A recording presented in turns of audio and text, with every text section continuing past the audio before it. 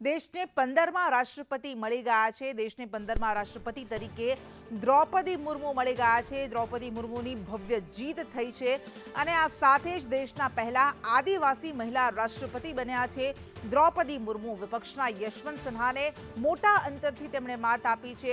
2161 મત દ્રૌપદી મુર્મુને પ્રાપ્ત થયા અને તેમના મતનું મૂલ્ય 5,77,777 થાય છે। 24 જુલાઈએ રાષ્ટ્રપતિ રામનાથ કોવિંદનો કાર્યકાળ પૂર્ણ થઈ રહ્યો છે, ત્યારે 25મી જુલાઈએ દ્રૌપદી મુર્મુ રાષ્ટ્રપતિ તરીકે શપથ ગ્રહણ કરશે।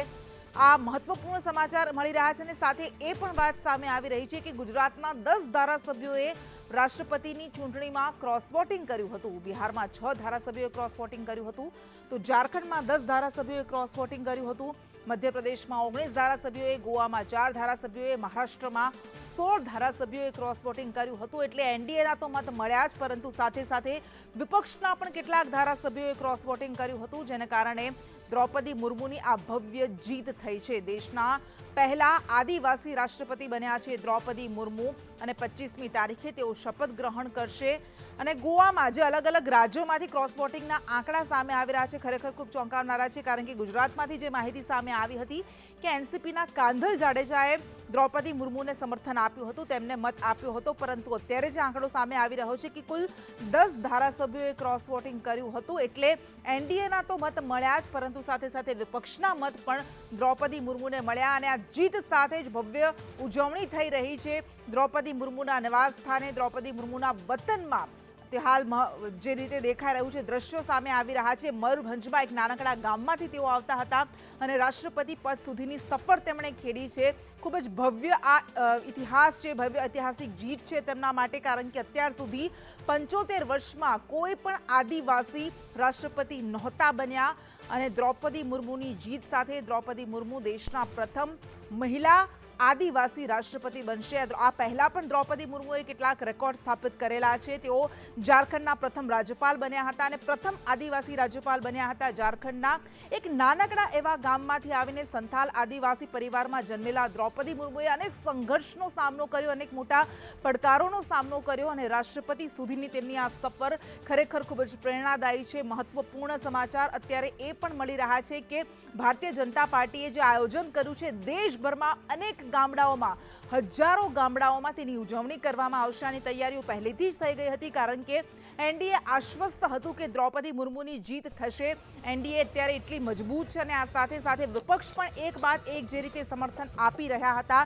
શિવસેનામાં ન માત્ર એકનાથ શિંદેનું જૂથ, પરંતુ ઠાકરે જૂથે પણ સમર્થન આપ્યું હતું। આ ઉપરાંત ઝારખંડ જનમુક્તિ મોરચાએ સમર્થન આપ્યું હતું, ઓરિસ્સાની બીજેડી સરકારે સમર્થન આપ્યું હતું અને ઘણા બધા એવા પક્ષ કે જેઓ વિપક્ષમાં હતા, પરંતુ તેમ છતાં પણ દ્રૌપદી મુર્મુને તેમણે સમર્થન આપ્યું હતું અને તેના કારણે દ્રૌપદી મુર્મુની જીત વધુ સરળ થઈ ગઈ હતી, તેમની આ જીત વધુ ભવ્ય થઈ ગઈ છે। તો જે રીતે યશવંત સિન્હાને મૂકવામાં આવ્યા હતા વિપક્ષના એક સંયુક્ત ઉમેદવાર તરીકે, વિપક્ષમાં પહેલેથી જ ક્યાંક ને ક્યાંક જે રીતે ગડમથલ હતી, કારણ કે પહેલા શરદ પવારને આ વાત મૂકવામાં આવી હતી, શરદ પવારે તેનો ઇનકાર કર્યો હતો, ત્યારબાદ ફારૂક અબ્દુલ્લા અને છેલ્લે યશવંત સિન્હા પર પસંદગીનો કળશ ઢોળવામાં આવ્યો હતો, પરંતુ તેમ છતાં પણ યશવંત સિન્હા નજીકનું અંતર પણ પ્રાપ્ત નથી કરી શક્યા, એમના નજીક પણ મત પ્રાપ્ત નથી કરી શક્યા। વોટનું મૂલ્ય 5,77,777 દ્રૌપદી મુર્મુનું છે, જ્યારે 2,61,062 આ મતનું મૂલ્ય છે યશવંત સિન્હાનું। એટલે ખૂબ મોટું અંતર, ખૂબ મોટા અંતરથી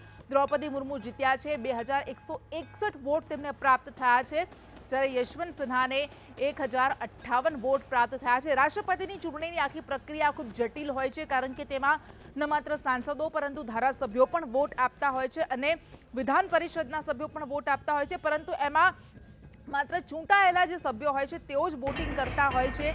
મનોનીત સભ્યો, જેઓ નોમિનેટેડ થયેલા હોય છે, તેઓ વોટ નથી કરી શકતા। આખી જટિલ પ્રક્રિયા જે 18મી તારીખે થઈ હતી, 18મી તારીખે મતદાન થયું હતું અને આજે તેના પરિણામ સામે આવ્યા છે। પ્રધાનમંત્રી નરેન્દ્ર મોદીએ ખુદ તેમના નિવાસસ્થાને જઈને તેમને શુભેચ્છાઓ પાઠવી છે। આ દ્રશ્યો જે અમે આપને બતાવી રહ્યા છે, તેમની સાથે ભારતીય જનતા પાર્ટીના રાષ્ટ્રીય અધ્યક્ષ જેપી નડ્ડા પણ ઉપસ્થિત છે। દેશના 15મા રાષ્ટ્રપતિ તરીકે દ્રૌપદી મુર્મુ જીતી ગયા છે, ભવ્ય ઐતિહાસિક જીત તેમણે હાંસલ કરી છે। અને ઓરિસ્સામાંથી દ્રૌપદી મુર્મુ આવનાર કે જેઓ પહેલા કોર્પોરેટર બન્યા હતા, ત્યારબાદ ધારાસભ્ય બન્યા હતા. તેમણે બીજેડી સરકારમાં, બીજેડી અને ભારતીય જનતા પાર્ટીની ઓરિસ્સામાં જે સરકાર હતી તેમાં મંત્રી તરીકેનો કાર્યકાળ પણ તેમણે સંભાળ્યો હતો, કાર્યભાર સંભાળ્યો હતો. પરંતુ એ પહેલાની તેમની જે સફર હતી, તેઓ ભુવનેશ્વરની એક કોલેજમાંથી સ્નાતક થયા હતા આર્ટ્સમાં, અને ત્યારબાદ તેમણે શિક્ષણ ક્ષેત્રમાં ઝંપલાવ્યું હતું. થોડા સમય માટે તેમણે શિક્ષણ ક્ષેત્રમાં પણ કામ કર્યું હતું શિક્ષક તરીકે, અને ત્યારબાદ તેઓ ભારતીય જનતા પાર્ટીમાં સામેલ થયા હતા. એસટી મોરચાના પણ તેઓ અધ્યક્ષ રહ્યા હતા. અને અત્યારે દેશભરમાં ભારતીય જનતા પાર્ટી દ્વારા જે ઉજવણી કરવામાં આવી રહી છે, કારણ કે પહેલેથી જ આ તૈયારી હતી, પહેલેથી જ ભારતીય જનતા પાર્ટી આશ્વસ્ત હતી કે દ્રૌપદી મુર્મુની જીત થશે, કારણ કે જે સમર્થન તેમને પ્રાપ્ત હતું, એનડીએના પક્ષોનું સમર્થન પ્રાપ્ત હતું જ, પરંતુ સાથે સાથે વિપક્ષમાંથી પણ કેટલાક ધારાસભ્યોનું, સાંસદોનું તેમને સમર્થન મળ્યું, અને તેને કારણે 2161 વોટ મળ્યા દ્રૌપદી મુર્મુને, 5,77,777 મળ્યા. અને બીજી બાજુ ફરી એક વખત વિપક્ષી એકતા ધરાશાય થઈ. આ એક મહત્વપૂર્ણ બાબત અહીં એ છે કે રાષ્ટ્રપતિની ચૂંટણીમાં કોઈ પણ પક્ષ દ્વારા વ્હીપ જાહેર કરવામાં નથી આવતું, એટલે તમામે તમામ સભ્યો, એ ધારાસભ્યો હોય કે પછી સાંસદ હોય, તે પોતાના અંતરાત્માનો અવાજ સાંભળીને પોતાની ઈચ્છા પ્રમાણે કોઈ પણ વોટ આપી શકે છે. તેમની સામે કોઈ કાર્યવાહી નથી કરી શકાતી, તેમના વિરુદ્ધ કોઈ કાર્યવાહી નથી કરી શકાતી, અને પરિણામે દ્રૌપદી મુર્મુને તરફમાં, તેમના પક્ષમાં પણ ઘણું બધું ક્રોસ વોટિંગ થયું હતું. અલગ અલગ રાજ્યોમાંથી જે ક્રોસ વોટિંગના આંકડા સામે આવી રહ્યા છે, ગુજરાતમાંથી જ એનસીપીના કાંધલ જાડેજા સહિત 10 ધારાસભ્યોએ ક્રોસ વોટિંગ કર્યું હતું. તો બીજી બાજુ આ દ્રશ્યો અમે આપને જે બતાવી રહ્યા છે, ભવ્ય જીતની ઉજવણીના આ દ્રશ્યો ન માત્ર તેમના નિવાસસ્થાન, ન માત્ર તેમના વતનમાં આ ઉજવણી થઈ રહી છે, પરંતુ દેશના ગામડાઓમાં પણ ઉજવણી થઈ રહી છે, કારણ કે પહેલી વખત 75 વર્ષના ઇતિહાસમાં પહેલી વખત દેશને આદિવાસી રાષ્ટ્રપતિ મળ્યા છે.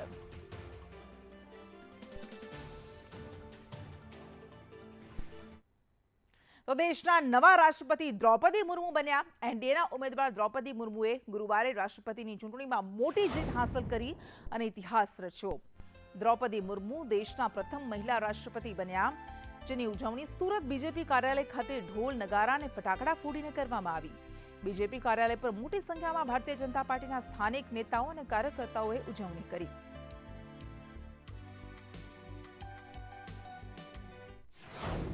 ઓડિશાથી લઈ અને દિલ્હી સુધી અને સમગ્ર દેશની અંદર સૌ આ ખુશીને વધાવી રહ્યા છે, ત્યારે સુરત મહાનગર ભારતીય જનતા પાર્ટી એકમ પણ આ ખુશીમાં સામેલ થઈ રહ્યું છે. ભારતીય જનતા પાર્ટી સુરત મહાનગર વતી આદરણીય શ્રીમતી દ્રૌપદી મુર્મુજીને ખૂબ ખૂબ અભિનંદન પાઠવું છું. બધા જ દેશવાસીઓનો પણ હું અભિનંદન પાઠવું છું. દેશના નવા રાષ્ટ્રપતિ દ્રૌપદી મુર્મુના વિજયને પગલે મહીસાગરમાં ભાજપ દ્વારા ઉજવણી કરવામાં આવી. જિલ્લાના મુખ્ય મથક લુણાવાડા 4 રસ્તા ખાતે ઢોલ નગારા સાથે ફટાકડા ફોડી એકબીજાના મોં મીઠા કરીને ઉજવણી કરવામાં આવી. ઉજવણીમાં લુણાવાડા ધારાસભ્ય, જિલ્લા ભાજપ પ્રમુખ, શહેર ભાજપ પ્રમુખ, નગરપાલિકા પ્રમુખ અને મહામંત્રીઓ સહિત કાર્યકર્તાઓ ઉપસ્થિત રહ્યા.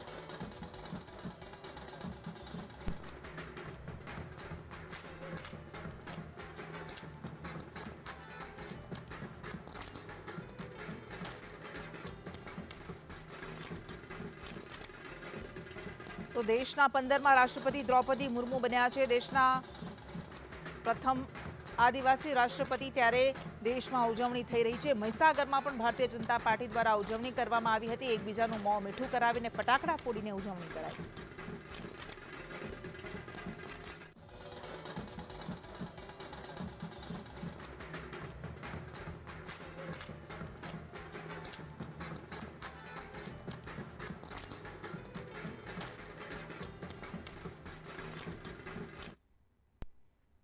સમાચારમાં આગળ વધીએ તો રાજ્યમાં હાલ વરસાદે થોડો વિરામ લીધો છે. અતિ ભારે આફત બાદ થોડી રાહત જોવા મળી રહી છે, ત્યારે રાજ્યના ડેમની શું સ્થિતિ છે તેના પર આપણે નજર કરીએ, કારણ કે દક્ષિણ ગુજરાત અને સૌરાષ્ટ્રમાં સારો એવો વરસાદ વરસ્યો, જેના કારણે જળાશયો છલકાયા છે.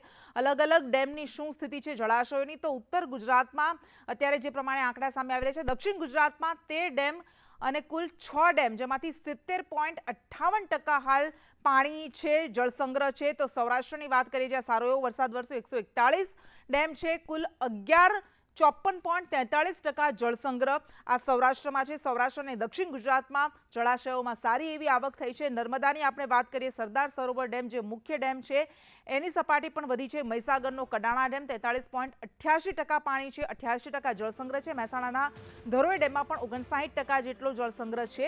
જ્યારે તાપીના ઉકાઈ ડેમમાં 73.61% હાલ જળ સપાટી છે, જળ સંગ્રહ છે.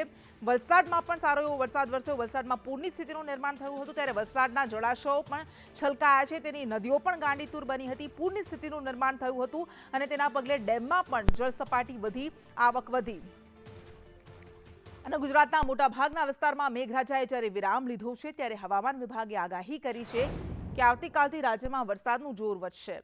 24 કલાક રાજ્યમાં સામાન્ય વરસાદની આગાહી કરાઈ છે, જ્યારે આવતીકાલે દક્ષિણ ગુજરાતમાં ભારે વરસાદની આગાહી કરાઈ છે. સુરત, વલસાડ, તાપી, નવસારીમાં ભારે વરસાદની શક્યતા છે. 23 જુલાઈએ ઉત્તર ગુજરાત અને મધ્ય ગુજરાતમાં ભારે વરસાદની આગાહી છે, જ્યારે 23 થી 25 જુલાઈ સુધી માછીમારોને દરિયો ન ખેડવાની સૂચના અપાઈ છે.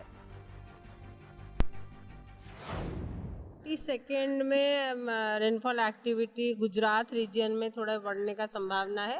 मेनी प्लेसेस में हो सकता है लाइट टू मॉडरेट रेन, कहीं एक आध जगह में हेवी रेन भी होने का संभावना है, जो मोस्टली साउथ गुजरात में वलसाड, दामन, दादरा, नगर हवेली में होने का संभावना है. और 23rd, 24th में वाइड स्प्रेड रेन रहेगा. 23rd, 24th, 25th में गुजरात रीजन में, और heavy to very heavy rain होने का संभावना है. સુરતમાં ઉકાઈ ડેમમાંથી 2 લાખ ક્યુસેક પાણી છોડવામાં આવતા તાપી નદીએ રૌદ્ર સ્વરૂપ ધારણ કર્યું છે. તાપીનો અદ્ભુત નજારો જોવા માટે સુરતીઓ તાપી કિનારે ઉમટી રહ્યા છે. હાલ તાપી નદી ઓવરફ્લો થઈ ગઈ હોય તેમ કાંઠા વિસ્તારમાં ફરી વળી છે. તાપી નદી 2 કાંઠે વહેતા કાંઠા વિસ્તારના લોકોને હાલાકી પડી રહી છે. કાંઠાના વિસ્તારોના લોકોને અલર્ટ કરવામાં આવ્યા છે. ઉપરવાસમાં ભારે વરસાદને કારણે જળસ્તર વધ્યું છે. અત્યારે ઉકાઈ ડેમ રૂલ લેવલને પણ પાર કરી ગયો છે. ઉકાઈ ડેમમાં ઉપરવાસમાં પડી રહેલા ભારે વરસાદને કારણે 2,28,000 ક્યુસેક પાણીની આવક છે, જેથી ડેમની સપાટી રૂલ લેવલ 333ને પાર કરીને 333.38 ફૂટ પર પહોંચી ગઈ છે. જેથી ડેમની સપાટીને જાળવી રાખવા માટે તંત્ર દ્વારા 1,99,000 ક્યુસેક પાણી તાપી નદીમાં છોડવામાં આવી રહ્યું છે, જેથી તાપી નદીની સપાટી સુરતના કોઝવે પર 9.46 મીટર પર પહોંચી ગઈ છે.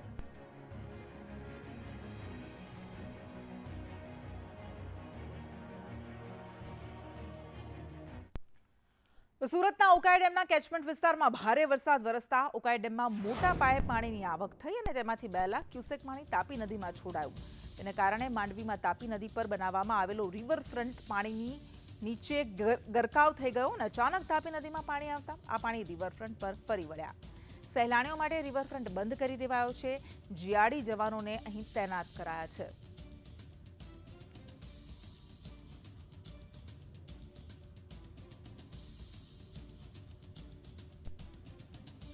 તો હાલ રિવરફ્રન્ટ લોકો માટે બંધ કરવામાં આવ્યો છે. લોકોને પણ સચેત કરી દેવામાં આવ્યા છે. જીઆરડી જવાન ખડકી દેવામાં આવ્યા છે. સુરતમાં તાપી નદીમાં મોટા પાયે પાણી છોડવામાં આવ્યું છે, જેના કારણે માંડવી રિવરફ્રન્ટ પર પાણી ફરી વળ્યું છે. સુરતમાં ભારે વરસાદને કારણે સુરતના ગોરધા અને આંબલી બાદ હવે લાખી ડેમ પણ ઓવરફ્લો થયો છે. હાલ ડેમની સપાટી 74.15 મીટર પર પહોંચી છે.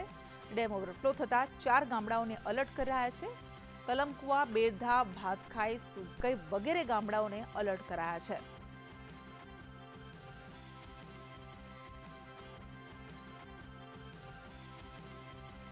તો સુરતનો માંડવીનો લાખી ડેમ ઓવરફ્લો થયો છે. લાખી ડેમ સપાટીથી 74.15 મીટરથી ઉપરથી વહી રહ્યો છે. આસપાસના 4 ગામડાઓને અલર્ટ કરવામાં આવ્યા છે, કારણ કે જળ સપાટી સતત વધી રહી છે.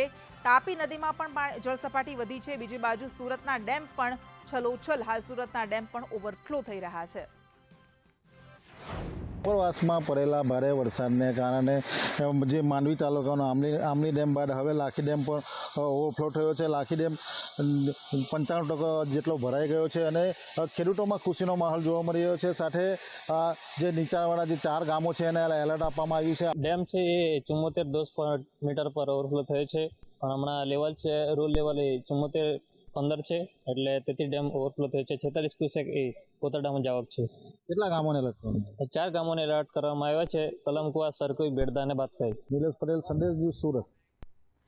વન ડે વન ડિસ્ટ્રિક્ટ કાર્યક્રમ હેઠળ ભાજપના પ્રદેશ પ્રમુખ સી.આર. પાટીલ ગોંડલ પહોંચ્યા અને ગોંડલમાં ભાજપ દ્વારા જંગી રેલીનું આયોજન કરવામાં આવ્યું. વન ડે વન ડિસ્ટ્રિક્ટના નામે ગોંડલમાં ભાજપનું શક્તિ પ્રદર્શન જોવા મળ્યું. સી.આર. પાટીલને આવકારવા માટે ગોંડલ ભાજપે પૂરજોશમાં તૈયારીઓ કરી હતી. ગોંડલમાં વાછરાના વાડાથી માર્કેટિંગ યાર્ડ સુધી રોડ શો રાખવામાં આવ્યો.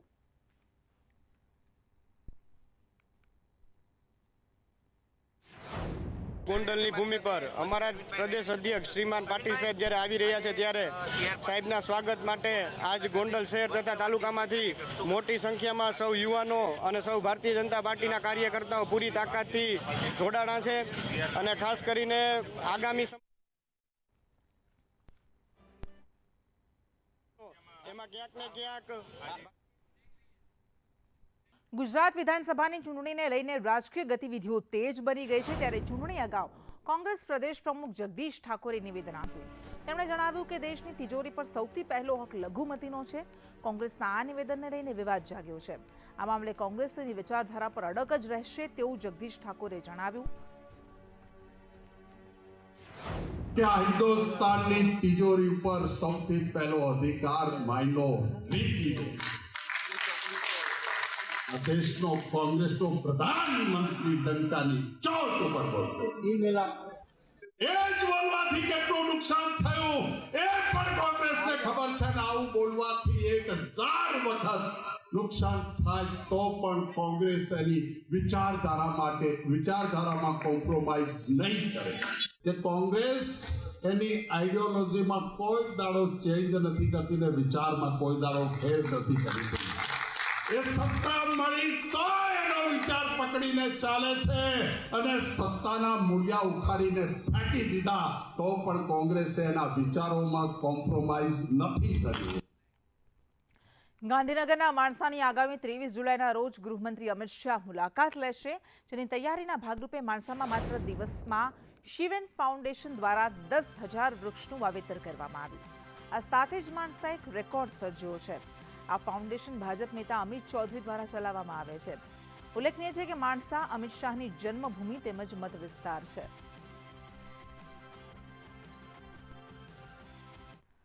ભારે વરસાદને કારણે રાજ્યના અનેક જિલ્લાઓમાં અતિવૃષ્ટિનું નિર્માણ થયું છે. કચ્છ જિલ્લામાં ભારે વરસાદને કારણે ખેતીના પાકને વ્યાપક નુકસાન થયું છે. ત્યારે કચ્છમાં કિસાન કોંગ્રેસ દ્વારા જિલ્લા કલેક્ટરને આવેદનપત્ર પાઠવવામાં આવ્યું. તેમાં કિસાન કોંગ્રેસના પ્રમુખ પાલ આંબલિયા ઉપસ્થિત રહ્યા. કચ્છ જિલ્લામાં સિઝનનો 100% કરતાં વધારે વરસાદ વરસ્યો છે. ભારે વરસાદને કારણે કચ્છમાં બાગાયત પાકોમાં થયેલ નુકસાનનું વળતર ચૂકવવા માટે અને કચ્છ જિલ્લામાં લીલો દુષ્કાળ જાહેર કરાય તેવી માંગ કરાઈ. आवेदन पत्र में उन्होंने एक लंपी स्किन डिजीज़ का मुद्दा उठाया, जिसके अंदर उन्होंने कहा है कि गायों की प्रॉपर देखभाल किया जाए और रसीकरण किया जाए. इसके जवाब में उनको बताया गया कि टोटल अभी अपने पास 27,000 केसेज आए हैं लंपी स्किन डिजीज़ के और 27,000 के सामने 81,300 का वैक्सीनेशन कैटल का अभी तक हो चुका है और अगले 10 दिनों में इसको डबल किया जाएगा. तो अगले 10 दिनों में अपन लगभग 1.5 लाख से ज़्यादा पशुओं का रसीकरण कर चुके होंगे.